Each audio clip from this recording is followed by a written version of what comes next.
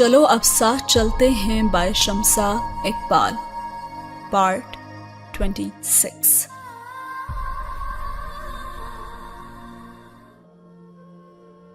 ये सीन शुरू होता है साद से। दर्द के गहरे एहसास के साथ साद ने आंख खोली थी। उसने उठना चाहा पर फिर अपनी कोशिश नाकाम होते देखकर उसे एहसास हुआ कि उसके हाथ रस्सियों में जकड़े हुए थे और वो औंधे मुंह जमीन पर पड़ा हुआ था। और फिर उसने करवट लेनी चाही तो बाजू जमीन पर लगे तो वो कर्राह कर रह गया, क्योंकि बाजू में जिस जगह पर उसे गोली लगी हुई थी वो अभी भी दर्द कर रही थी। और फिर उसे वो आवाज सुनाई दी कि इसे यहां उठाकर क्यों लाए हो, वहीं क्यों नहीं मार दिया इसे और सारा डेटा डिलीट कर दिया है इसने। अब हम क्या जवाब देंगे उन लोगों को जिनसे हमारी डील हो चुकी है।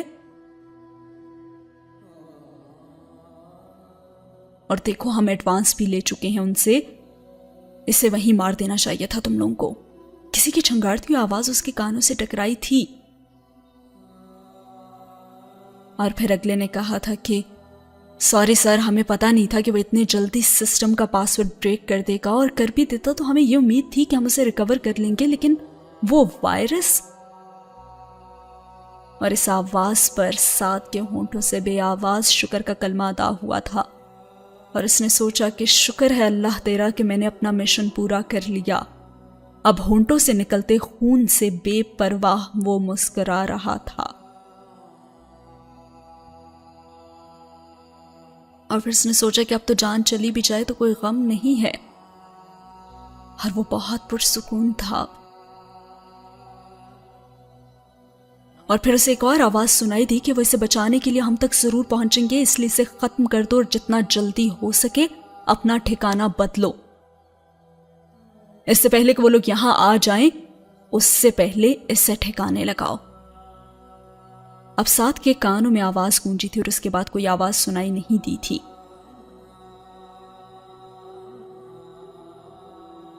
अब उसकी आंखों के सामने सबके चेहरे आ रहे थे। ममा, पापा, भाई, हैदर भाई, माही, आपी। उसके चेहरे पर अब भी मुस्कुराहट थी और सामने से कोई चलता हुआ उसके करीब आ रहा था और उसके हाथ में गन थी। और फिर उसे ममा की आवाज कानों में गूंजी, साद, तुम मेरे सबसे प्यारे बेटे हो। वो ऐसे ही मुंह के बल गिरा हुआ था और सामने का दरवाजा खोलकर कोई अंदर दाखिल हुआ था। और फिर उसके कानों में कुछ अपनों की आवाजें गूंजी थी। मेरे निकाह के गवाहों में पहला नाम तुम्हारा होना चाहिए साद। हैदर की आवाज उभरी थी। मुझे यकीन है तुम जरूर कामयाब होगे। अब हादी की आवाज कानों में गूंजी थी। और अब वो शख्स कदम कदम बढ़ता आगे आ रहा था और गन अभी भी हाथ में मौजूद थी। इसे ठिकाने लगाओ और यहां से निकलने की तैयारी करो। एक और आवाज कहीं से उभरी थी। साद मत हंसाओ और प्लीज। अब उसे माहीन की हंसती हुई आवाज सुनाई दी थी।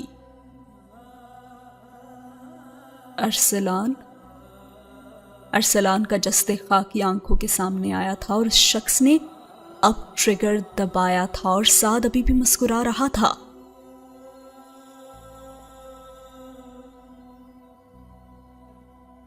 इसके बाद जो आखिरी आवाज उसे सुनाई दी थी वो थी, अरे ये तो मेरी जान है। हैदर की आवाज उसे सुनाई दी थी और फिर एक फायर की आवाज गूंजी थी और फजा में हर तरफ सन्नाटा छा गया था और हर शय खामोश हो गई थी।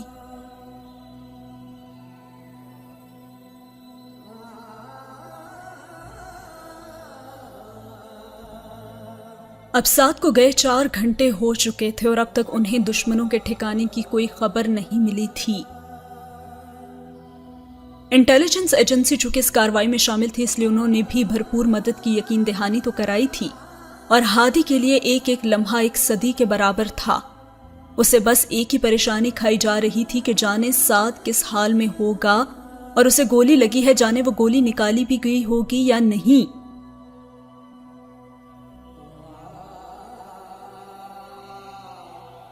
हादी 2 ऑफिसर्स के साथ कमरे के वस्त में खड़ा था और कहने लगा कि सर, वो उसे अपने ठिकाने पर ले गए हैं, तो आप जानते हैं ना कि वो ज्यादा देर एक ठिकाने पर नहीं रहते और वो जगह बदलते रहते हैं। हमें उन्हें जगह तब्दील करने से पहले ढूंढना होगा। और तभी साथ खड़ा ऑफिसर बोला कि एक जख्मी ऑफिसर को लेकर वो ठिकाना इतनी जल्दी तब्दील नहीं करेंगे, वो उसे मार भी सकते हैं। और हादी ने जब से आंखें बंद कर ली। ये मरहला उसके लिए जिंदगी का मुश्किल मरहला था, और ये वो बातें थी जिन्हें वो कभी भूल कर भी सोचना नहीं चाहता था। और उसने कहा कि नहीं, उसे नहीं मारेंगे। और हादी जब से कह रहा था, लेकिन उसका लहजा पर यकीन था। तुम्हें इतना यकीन क्यों है? उसके साथी ने उससे पूछा। और इसके बाद हादी उन्हें मुमकिनात से आगाह करने लगा कि क्यों वो साथ को नहीं मारेंगे, और साथ ही हुआ ये सीन खत्म।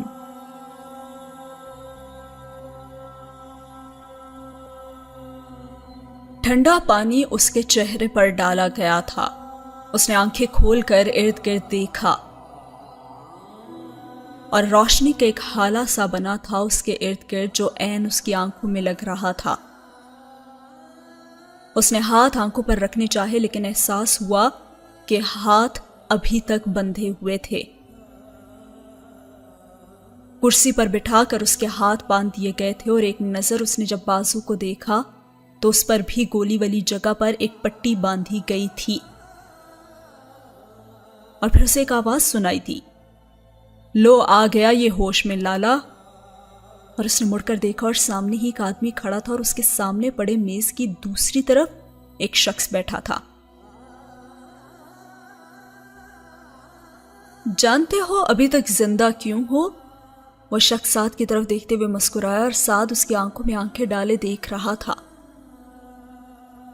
तुम, सिर्फ तुम ही वो इंसान हो जो उन एजेंट्स का नाम जानते हो, और तुम ही हमें उनके नाम बता सकते हो, इसीलिए तो तुम अब तक जिंदा हो। वो शख्स उसकी तरफ इशारा करके कह रहा था। अब साद भी तलखी से मुस्कुराया और कहने लगा कि तुम्हें लगता है कि मैं तुम्हें वो नाम बता दूंगा? और फिर उस शख्स ने गुस्से से उसकी तरफ देखा और कहा कि ये जिस यूनिफॉर्म में तुम हो ना, उसने साद की वर्दी की तरफ इशारा किया। उसे देखकर तो लगता है कि कुछ उगलोगे नहीं तुम, लेकिन हमें उगलवाने के तरीके आते हैं, उसने ठंडे लहजे में कहा। और फिर वो मुस्कुराया था, और फिर वो टेबल पर आगे को झुका, और फिर साद के चेहरे के करीब उसने अपना चेहरा किया और कहा, अगर तुम उनके नाम नहीं बताओगे ना तो तुम खुद मारे जाओगे। और फिर वो हंसा था और फिर कुर्सी पर पीछे को होकर बैठ गया। अब तुम बताओ, तुम अपनी जान उन चंद आदमियों के लिए कुर्बान कर दोगे क्या? वो पुरसुकून सा बैठा साद से पूछ रहा था, और साद ने सर झटका, गोया उसकी बात का कोई असर ही नहीं हुआ हो उस पे, या फिर यूं कह लीजिए कि उसकी बात उसने सुनी ही ना हो। इसके बाद वो फिर आगे बढ़ा और साद के बालों को हाथ में दबोच कर पीछे को उसने झटका दिया, और दर्द का गहरा एहसास पूरी रीढ़ की हड्डी में जागा था। लेकिन साद चेहरे पर बिना कोई तासुर लाए उसकी आंखों में आंखें डाले देखता रहा। उसकी आंखों का गुलाबीपन बता रहा था कि दर्द शदीद है। बताओ ना, क्या तुम उन चंद लोगों के लिए अपनी जान दांव पर लगा दोगे? वो फिर पूछ रहा था, और साद हंसता और फिर हंसता गया, और फिर चेहरे पर गुस्से के तासुरात उभरे। तुम्हारे लिए ना वो चंद लोग होंगे, مگر یہ وہی چند لوگ ہیں جو میرے ملک کے لاکھوں لوگوں کی حفاظت کر رہے ہیں۔ یہ وہی چند لوگ ہیں جن کے ڈر سے دنیا کی بڑی بڑی طاقتیں پناہ مانگتی ہیں، اور یہ انہی چنے ہوئے لوگوں میں سے چند لوگ ہیں جن کے ذکر سے ہی تم سب کے اور دنیا کے کئی ملکوں کے دل کانپ جاتے ہیں۔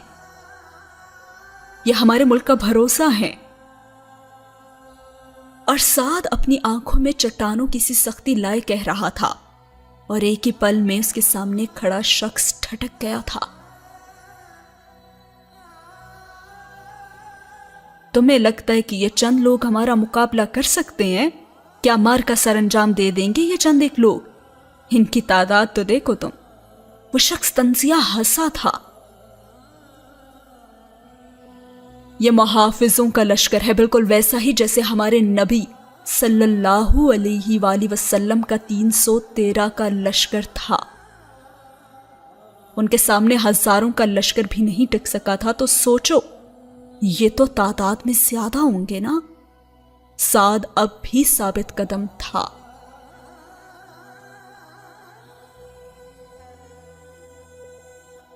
یہ لوگ تمہارے لیے چند لوگ ہوں گے، لیکن میرے نزدیک ان میں سے ایک ایک شخص لاکھوں جانوں کا محافظ ہے، اور ملک انہی سے چلتا ہے۔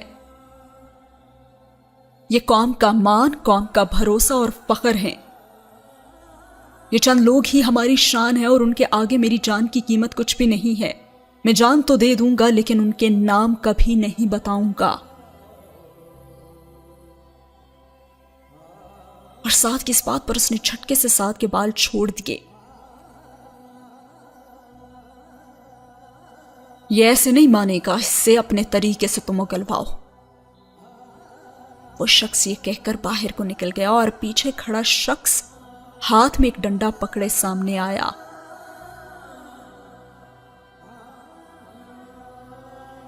اور سعد اس کے ہاتھ میں پکڑے اس ڈنڈے کو دیکھ کر تلخی سے مسکرایا، اور اس نے سعد کے ہاتھ کرسی سے کھول کر کمر پر باندھے اور منہ کے بل زمین پر دھکیل دیا۔ ناک عین زمین پر جا لگی تھی، اور پھر اس کے بعد اس شخص نے اس کے پاؤں اوپر کو اٹھا کر چھت سے لٹکی ہوئی رسی سے باندھے، اور پھر اس کے پاؤں کے نیچے تلووں پر ہاتھ میں پکڑے ڈنڈے برسانے شروع کر دیے۔ اب سعد کر رہا تھا، لیکن اس نے ان کے سامنے کچھ نہ بولنے کی گویا قسم کھا رکھی تھی۔ وہ تکلیف برداشت کر رہا تھا، لیکن منہ سے اس نے کچھ نہیں نکالا تھا، ایک لفظ بھی نہیں۔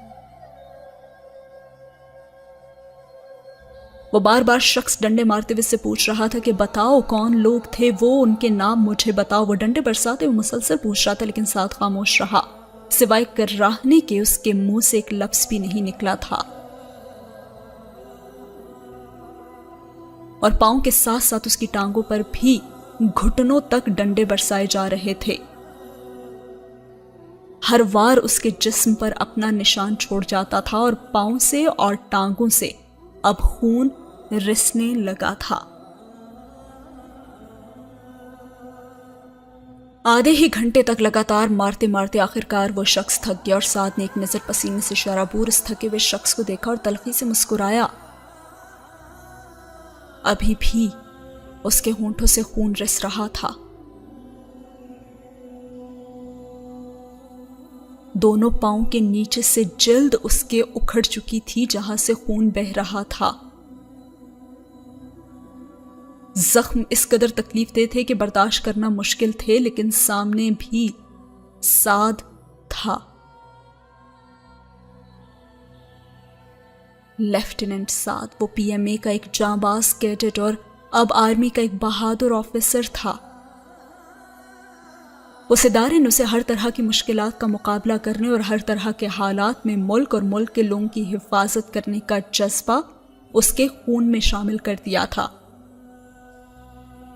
بالکل ایسے جیسے ایک نشے کے عادی شخص میں خون کی جگہ وہ نشہ دوڑتا ہے، ایسے ہی ان ملٹری والوں کے جسم میں وطن سے محبت اور اس کے لوگوں کی حفاظت کا جذبہ خون بن کر دوڑتا ہے۔ وہ شخص جو تھوڑی دیر پہلے باہر گیا تھا، جس نے کہا تھا کہ اس سے اگلواؤ، اب وہ شخص واپس اندر آیا تھا اور اس نے اندر آتے اسے کہا کہ تم جاؤ، اب میں دیکھتا ہوں اسے۔ اور اس دوسرے شخص کو باہر جانے کا کہہ کر خود سعد کے پاس کھڑا ہو گیا اور اس کے پاؤں پر لگے زخم کو دیکھنے لگا۔ جلد پھٹ کر وہاں سے خون نکل رہا تھا اور اس نے اس زخم کو ہاتھ سے چھوا اور سعد کر رہا۔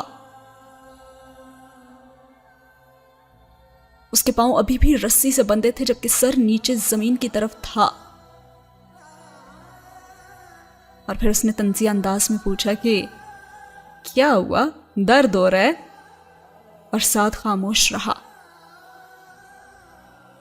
ارے یہ تو ابھی کچھ بھی نہیں ہے، اصلی مزہ تو تمہیں اب آئے گا۔ وہ ہنسا تھا۔ اس نے کچھ اپنے ہاتھوں پر لگایا تھا اور اس کے بعد پورا زور لگا کر ان ہاتھوں کو سعد کے زخموں پر رگڑا تھا، اور وہ جو کچھ تھا وہ نمک تھا اور ایک چیخ سعد کے منہ سے نکلنے ہی کو تھی جس سے اس نے بڑی مشکل سے ضبط کیا تھا، اور سعد درد کی شدت سے اب کراہ رہا تھا اور اس کے گھٹنوں سے لے کر پاؤں تک ہر زخم پر وہ نمک لگاتا جا رہا تھا، اور سعد کی کراہوں سے وہ کمرہ گونج رہا تھا اور اس کے زخموں سے خون رستا ہوا نیچے فرش پر گر رہا تھا۔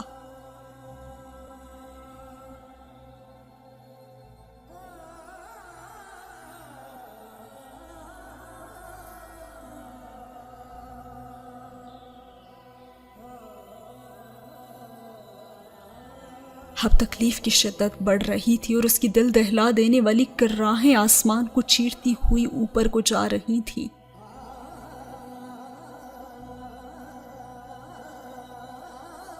اور اب ان جانباز آفیسرز کی بہادری کو، ان کے جذبوں کو اور ان کی تکلیفوں کو اور ان کی قربانیوں کو بیان کر رہی ہیں پوئٹری کے انداز میں۔ خون بہانا، جان لٹانا، چاہے تو گردن کٹوانا، پر کچھ بھی ہو جائے تم اپنے لوگوں کی جان بچانا۔ خواہشیں قربان کرو تم، نچھاور اپنی جان کرو تم، پر کچھ بھی ہو جائے اونچی ملک کی شان کرو تم۔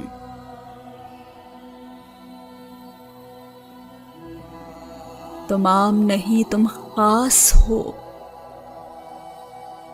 پوری قوم کی تم ہی آس ہو۔ وہ چاہے تم کو کہیں برا بھی،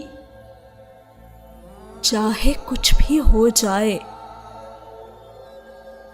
تم تو قوم کا احساس کرو۔ تم وردی میں سجتے ہو اور وردی تم پہ جچتی ہے۔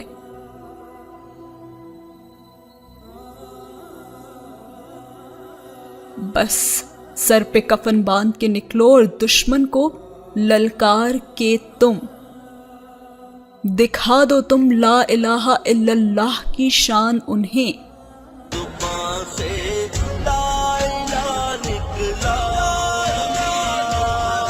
برباد کرنے نہ دو پاکستان انہیں۔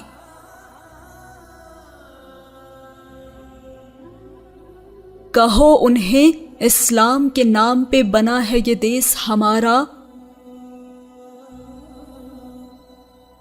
یہ آن ہماری شان ہماری، ملک ہمارا ہے جان ہماری۔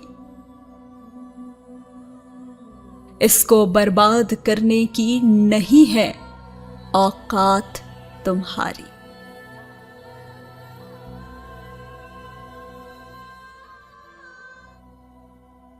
بس سر پہ کفن باندھ کے نکلو اور دشمن کو للکار کے تم دکھا دو تم لا الہ الا اللہ کی شان انہیں۔ برباد کرنے نہ دو پاکستان انہیں، اور کہو اسلام کے نام پہ بنا ہے یہ دیس ہمارا، یہ آن ہماری شان ہماری، ملک ہمارا ہے جان ہماری۔ اس کو برباد کرنے کی نہیں ہے اوقات تمہاری.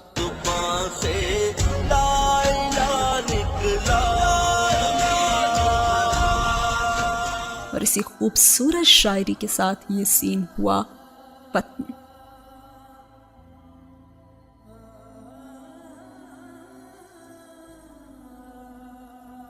وطن کی محبت میں جو قربانیاں سعد اس وقت دے رہا ہے اور جن تکلیفوں میں سعد اس وقت ہے، اس کی تکلیفیں اور اس کی آہیں آسمان تک کو چیرتی جا رہی ہیں. اپنے وطن پہ نہ آنے والے آفیسر کی تکلیف کیسے دیکھ سکتی وہ ذات؟ اللہ نے اس کے لیے آسانیاں فرما دی تھیں، اور اب ایک ہنٹ مل چکی ہے آفیسرز کو.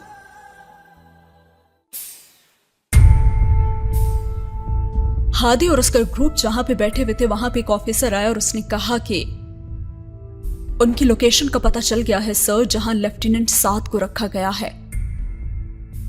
ایک آفیسر نے جب آ کر آفس میں یہ بات بتائی تو گویا ہادی کے جسم میں نئی روح پھونک دی اور ہادی دیوانہ وار باہر کی طرف بھاگا تھا. سر ہمیں ٹیم تیار کرنی ہوگی، پلان تیار کرنا ہوگا، پھر ہم ان پر حملہ کر سکتے ہیں، ہمیں 2 گھنٹے لگیں گے.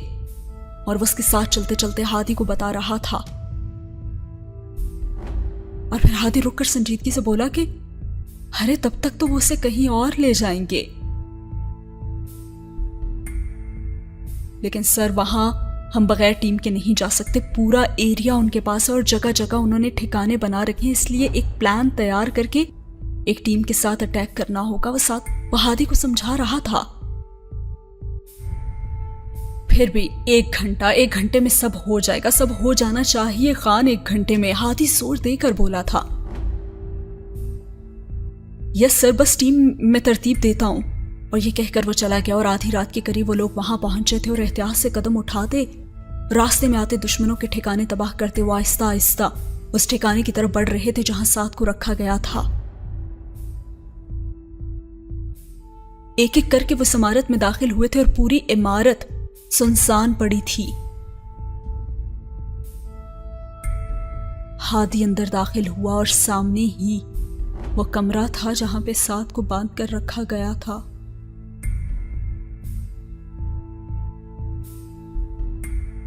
ہادی اندر داخل ہونے ہی لگا تھا جب ساتھ اس کے قریب کوئی آیا اور اس نے بتایا کہ بلڈنگ خالی ہے سر، لگتا ہے کہ وہ لوگ یہاں سے جا چکے ہیں، ایریا کلیئر کرنے میں ہمیں تھوڑا وقت لگے گا. وہ اسے ہدایات دے رہا تھا اور ہادی نے پھر اس کمرے میں داخل ہونا چاہا اور میجر خان پھر سامنے آ کھڑا ہوا. سر لیفٹیننٹ سعد یہاں بھی موجود نہیں ہے، وہ لوگ اسے بھی ساتھ لے گئے ہیں، آپ باہر چل کر باقی سب دیکھیں نا، میں ایریا کلیئر کرواتا ہوں. خان نے اسے تفصیلات سے آگاہ کیا اور ہادی نے اندر کمرے میں پڑی کرسی اور اس کے پاس پڑی رسی دیکھی اور ہادی نے سائڈ سے گزر کر کمرے میں داخل ہونا چاہا لیکن میجر خان نے اس کے کندھے پر ہاتھ رکھ کر اسے روکا. مجھے نہیں لگتا سر کہ آپ کو اندر جانا چاہیے. اور ہادی اس کا ہاتھ جھٹکتے ہوئے اندر کی طرف بھاگا تھا اور اندر داخل ہوتے ہی اس کے قدم گویا جم گئے تھے. پورے کمرے میں جگہ جگہ خون موجود تھا اور خون کے ساتھ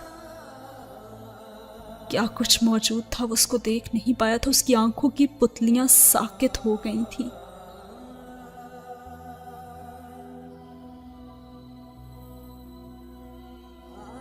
کیونکہ خون کے ساتھ ہی فرش پر ہر جگہ جگہ جگہ نمک بکھرا ہوا پڑا تھا اور ساتھ ہی فرش پر کچھ اور بھی تھا. ہادی گھٹنوں کی بل زمین پر بیٹھتا چلا گیا اور زمین پر ہاتھ پھیرا. زمین پر ناخنوں کے نشان تھے، جیسے زمین کھرچی گئی ہو، جیسے کسی کو تکلیف کی انتہا پر پہنچایا گیا ہو.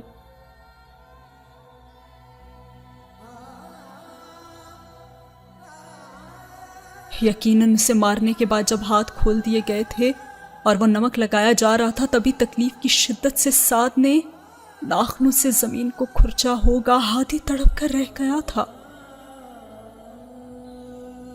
وہ دیوانہ وار اس پر اپنا ہاتھ پھیر رہا تھا اور سعد کا خون پھیلا تھا اس پورے کمرے میں.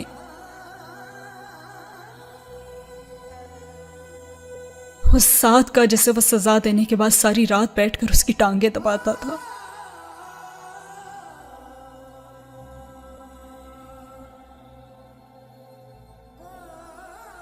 اس سعد کا خون جس کی ماں آرمی کی سختیوں کے ڈر سے اسے آرمی میں نہیں بھیجنا چاہتی تھی.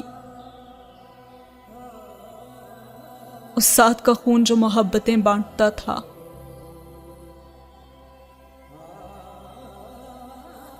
وہ اس کا خون انگلی پر لگائے ضبط سے دیکھ رہا تھا اور اسے اندازہ ہو رہا تھا کہ سعد کو کتنی تکلیف ہوئی ہوگی.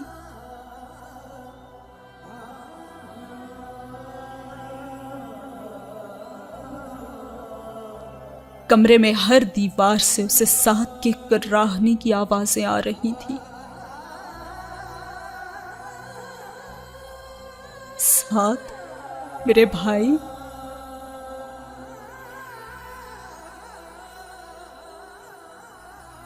اس کا خون ہاتھوں سے چھوتے ہوئے پوری طاقت سے چلایا تھا مگر کوئی جواب نہیں آیا تھا. اس کی زندگی کا ستارہ، اس کا سعد جو ایک آواز پر جی بھائی کہتا دوڑا چلا آتا تھا، آج ہزاروں آوازوں پر بھی جواب نہیں دے رہا تھا.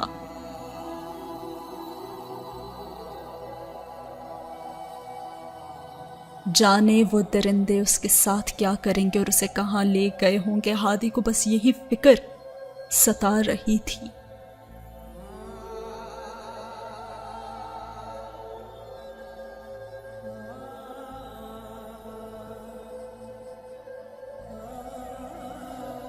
اور ساتھ ہی ہوا یہ سین ختم.